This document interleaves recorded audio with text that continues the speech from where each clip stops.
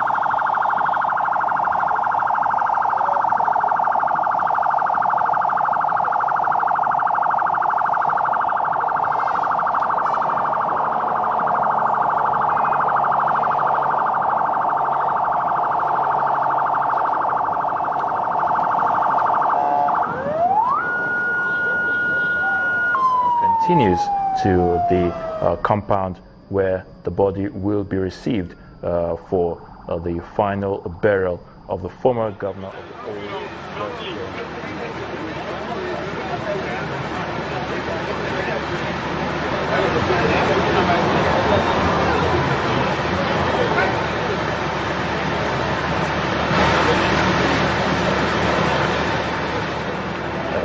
March the 8th, just a day to his birthday, at the age of 88, at his residence in Lagos, Nigeria, southwest Nigeria, of course, where and in that time, in his lifetime, he really was a man who devoted his time, most of his time, to the cause of service in the military, in the Nigerian army. He was the son of a public works employee from Ekiti, a town that is close to the present-day Ado-Ekiti, the present capital of Ekiti State. Educated at the All Saints School in Ekiti, and then later attended the Eko Boys High School and the Christ School in Ado-Ekiti. He then joined the West African Frontier Force, that was back in 1948, as a regiment signaller, and then he later completed the Officer Cadet Training Course in Teshe, Ghana from 1950 to 1952.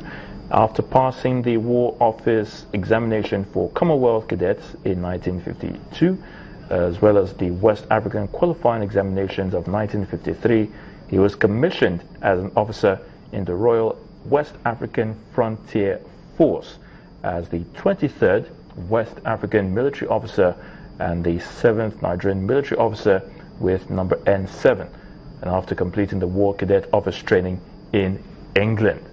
He later attended the Staff College course in Surrey in 1960, and also he attended the prestigious Imperial Defence College in London. That was in late 1965, and he was the only African officer at the time.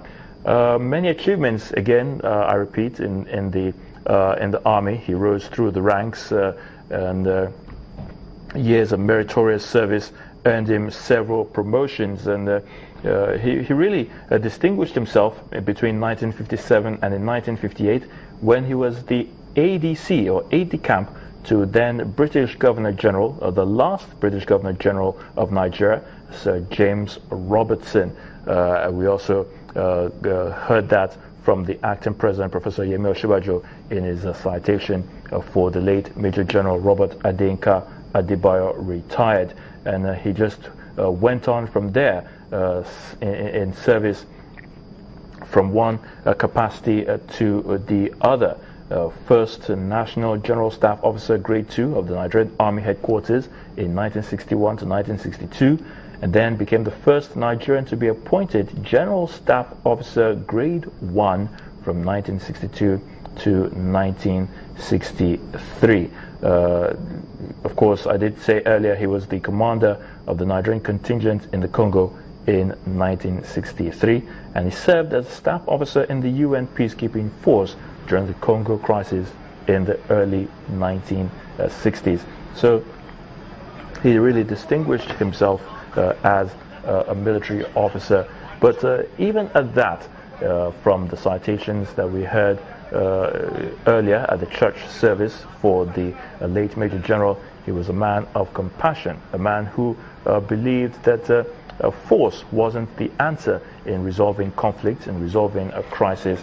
And of course, when the Biafran crisis broke out, the Nigerian Civil War, he gave a warning, or an advice, as it were, on the need to not allow that crisis degenerate into what it eventually became as the Nigerian Civil War. And that quote, that famous quote, again, I read, I need not tell you rather, what horror, what devastation, and what extreme human suffering will attend the use of force when it is all over and the smoke and dust have lifted and the dead are buried. We shall find, as other people have found, that it has all been futile, entirely futile, in solving the problems we set out to solve.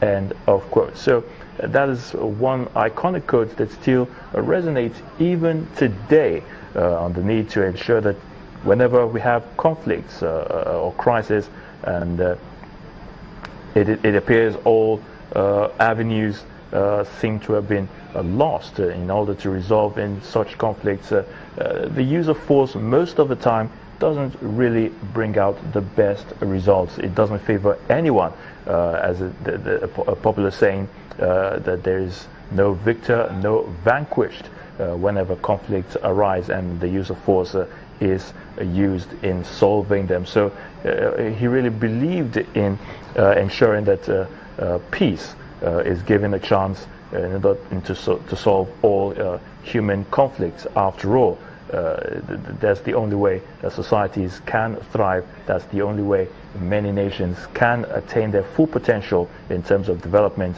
in an atmosphere where peace reigns, where there's equity, fairness and justice for everyone. He strongly believed in those tenets, the late Major General Robert Adeyinka Adebayo, and he preached it for many years of his life.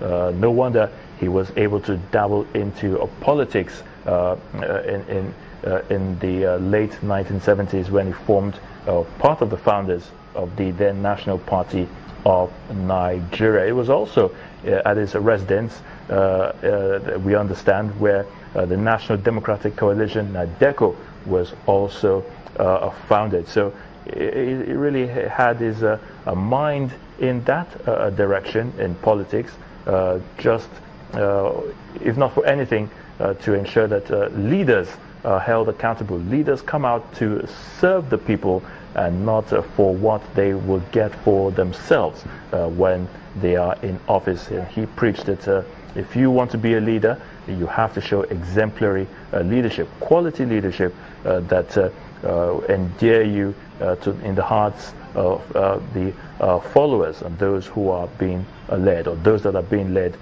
in any society or in community.